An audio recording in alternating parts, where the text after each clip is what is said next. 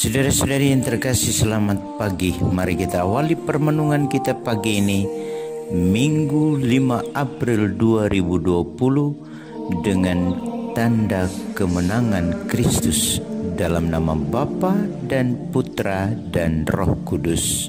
Amin. Tema renungan kita pada Minggu Palma ini adalah Hosana vs Salibkan Dia.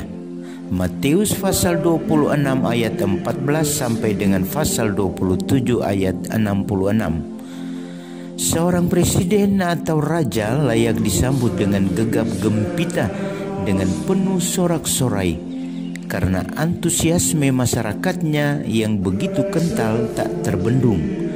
Namun jarang terdengar bahwa sambutan yang penuh gegap gempita yang terjadi hari ini akan berubah secara drastis di hari esok. Artinya sukacita hari ini tidak pernah disertai dengan kata-kata umpatan caci maki, bahkan pembunuhan di hari esok.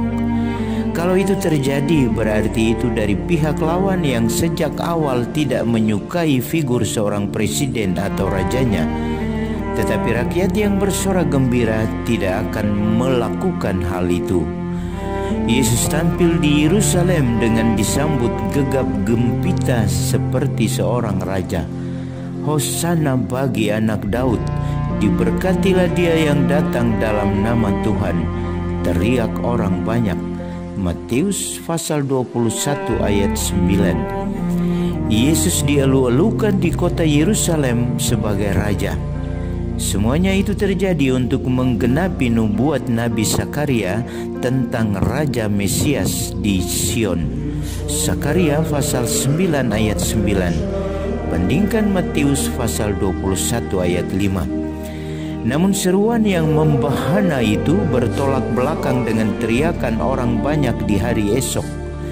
Ia harus dihukum mati. Matius pasal 26 ayat 66. Kemarin mereka berteriak Hosana Putra Daud. Hari ini mereka berteriak ia harus dihukum mati.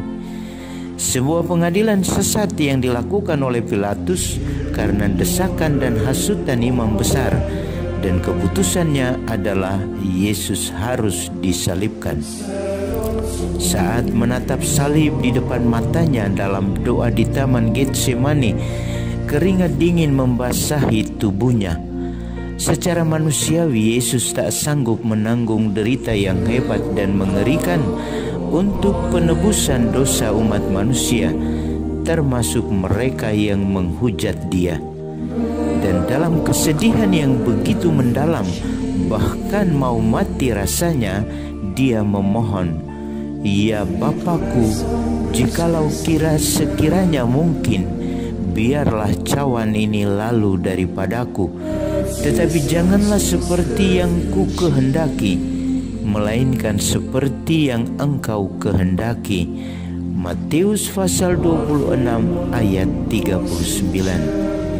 Cawan derita harus ia minum karena kehendak Bapa.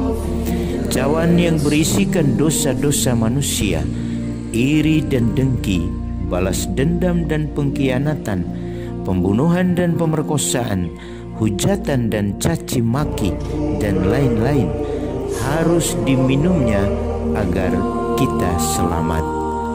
Saat ini dalam masa coronavirus mewabah, layak kita pun berseru, "Ya Tuhan, biarlah derita ini berlalu.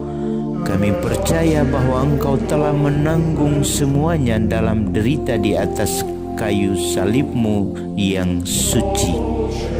Amin.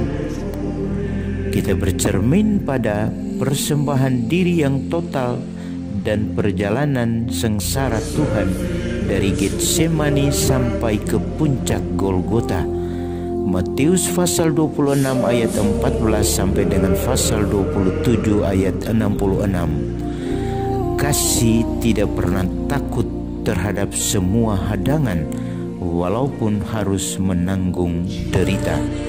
Salam Kornovum, hati baru.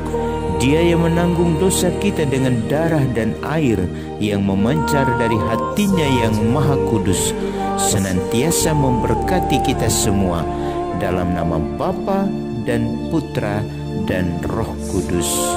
Amin.